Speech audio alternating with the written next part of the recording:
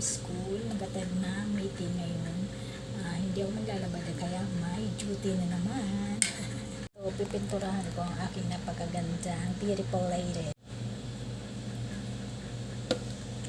Ayan, pinturahan ko. May magandang aking pagkapintura.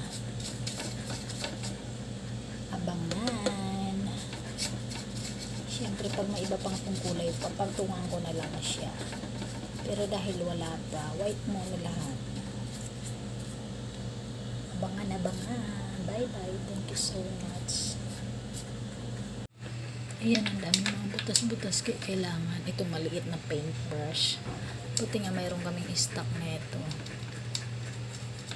Ayan, tiyaga-tiyaga lang. Ang sakit pala sa kamay.